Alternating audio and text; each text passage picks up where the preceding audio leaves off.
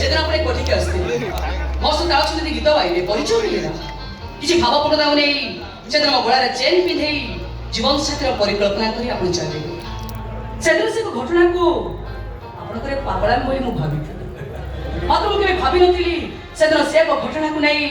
ଆଜି ମୁଁ ଏତେ ବଡ଼ ନିଷ୍ପତ୍ତି ନେଇ ଆଜି ଆପଣ ପହଞ୍ଚିଯିବେ ନା ଥିଲି ମୁଁ ସେଦିନ ଭାବର କଣ ନା ମୁଁ ଆଜି ନିଷ୍ପତ୍ତି ନେଇଛି ପାଗଳାମି ସେଦିନ ଯାହା ସବୁ ଘଟିଗଲା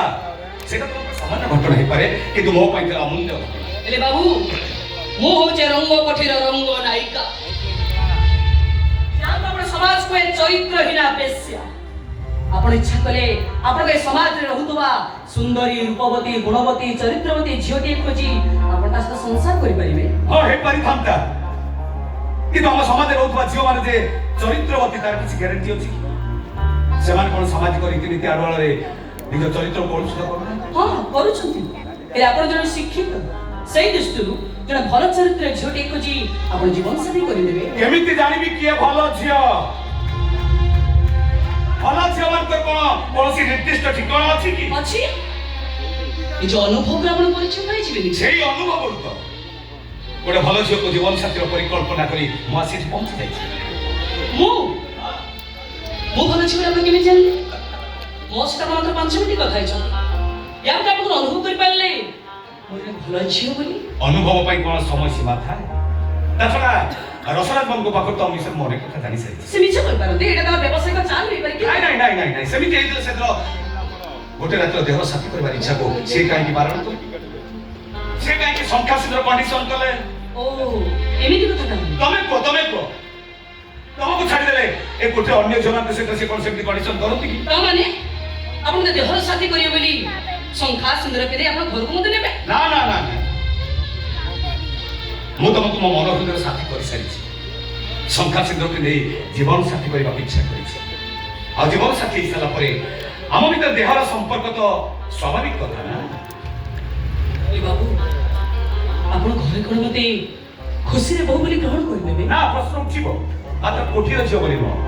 ମୋର ଏମିତି ଗୋଟେ ଅଚାନକ ବିବାହ ପାଇଁ ଆପଣ ପରିବାର ନିକଟରେ ମୋର କଣ ପରିଚୟ ଦେବେ କଲିକତାରେ ମୋର ରହୁଥିବା ଜଣେ ବାନ୍ଧବୀ ଯାହା ସହିତ ମୋ ପ୍ରେମ ସମ୍ପର୍କ ବାସ୍ ସତ୍ୟାସତ୍ୟ ଜାଣିବା ପାଇଁ ସେମାନେ ଓଡ଼ିଶା ଛାଡ଼ି କଲିକତାରେ ପହଞ୍ଚିଯିବେ ହେଲେ ଭବିଷ୍ୟତରେ ଯେତେବେଳେ ପ୍ରକୃତ ପରିଚୟ ମୁଁ ଜାଣିପାରନ୍ତି ସେତେବେଳେ ସେଥିପାଇଁ ଜମା ଭୟ କରିନି ସବୁ କିଛି ସମସ୍ୟାକୁ ସମାଧାନ କରିବାର ଯଥେଷ୍ଟ ଶିକ୍ଷା ମୋର ଅଛି ମୋତେ ବିବାହ କରି ଆପଣ ପସ୍ତେଇବେନି ତ ଜମା ନୁହଁ ଭଲ ଭାବେ ଚିନ୍ତା କରି କହୁଛନ୍ତି ହେଲେ ଭବିଷ୍ୟତରେ କେବେ ମୋ ଉପରେ ଆପଣଙ୍କର ଭଲ ପାଇବା ଉପସରି ଯାଇ ମୋ ପାଇଁ ଆପଣଙ୍କ ମନ ଭିତରେ ଘୃଣା ସୃଷ୍ଟି ହୁଏ ସେତେବେଳେ ମୁଁ କଣ କରିବି ଭବିଷ୍ୟତକୁ କିଏ ଦେଖିଛି ବର୍ତ୍ତମାନ ଅନୁଭବକୁ ନେଇ ଭବିଷ୍ୟତ ପରିକଳ୍ପନା କରାଯାଏ ସେଇ ଦୃଷ୍ଟିରୁ ମୁଁ କଣ ଜଣେ ତମକୁ ପ୍ରତାରକ ବୋଲି ଜଣାପଡୁଛି ମୋର କହିବାର ଉଦ୍ଦେଶ୍ୟ ଆପଣଙ୍କୁ ସେମିତି ନଥିଲା ଖାଲି ନିଜର ନିରାପତ୍ତା ପାଇଁ ମୋ ମନର ଖିଆଲ ଆପଣଙ୍କୁ ପ୍ରଶ୍ନ କରୁଛି ପ୍ରଶ୍ନ କର ମନ ନାହିଁ ମାତ୍ର ଏତିକି କହିବି ନିଜ ସପକ୍ଷରେ ମୋତେ ବିଶ୍ୱାସ କର ମୁଁ ସତ କହୁଛି ମୁଁ ସଂଖ୍ୟା ସିନ୍ଦୁରକୁ ନେଇ ଜୀବନ ସାଥୀ କରି ସାରିଲା ପରେ ତମେ ତମ ଜୀବନରେ ସବୁ କିଛି ଆଉ ତମ ସୁରକ୍ଷା ହଉଛି ମୋର ପରମ ଧର୍ମ ଏଇ ଆଉ କେତେ କଥା ପଚାରିବୁ ବାବୁଙ୍କୁ କେତେ କଥା ଜାଣିବୁ ବାବୁଙ୍କ ବିଷୟରେ ଖାଲି ମୋର ବୟସର ଅଭିଜ୍ଞତା ମୁଁ ଯେତିକି ଜାଣିଛି ଏଇ ତରୁଣ ବାବୁ ଜଣେ ମଣିଷ ରୂପୀ କୋଉ ଦେବତା ପ୍ରଭୁ ରାମଚନ୍ଦ୍ରଙ୍କ ପରି ଆସିଛନ୍ତି ତୋ ଭଳି ପାଷାଣୀୟ ଅଲ୍ଲାକୁ ଏ ନର୍କପୁରୀରୁ ଉଦ୍ଧାର କରିବା ପାଇଁ ତମେ ଠିକ ହେଇଛ ମଣିଷ ଚିହ୍ନିବାରେ ମୋର ଟିକେ ଭୁଲ ହେଇଥିଲା ଏବେ ମୁଁ ବୁଝିଗଲି ଜାଣିଗଲି ମୋ ଜୀବନର ଗତି ତୋ ଜୀବନର ଗତି ତ ସଂସାର ଆଡ଼କୁ ଆମେ ଠିକ ଜାଣିଛି ସଂସାର କ୍ଷେତ୍ରରେ ନିଶ୍ଚୟ ସଫଳ ହବୁ ତମେ ତୁମ ଶତ୍ରୁ ମଉସ ଆଜି ମୋ ସଂଘର୍ଷ ମୋ ଶାଶ କିନ୍ତୁ ମୋ ମୋର ମଉସା ଭୁଲିଯିବନି ମତେ ନିଜ ଦାୟିତ୍ୱ ସରିଗଲା ଭାବି ଚୁପ୍ ହେଇ ଘରେ ବସିଛି ମତେ ଥରୁଟି ଯାଇ ମୋ ପାଖରେ ପହଞ୍ଚିବ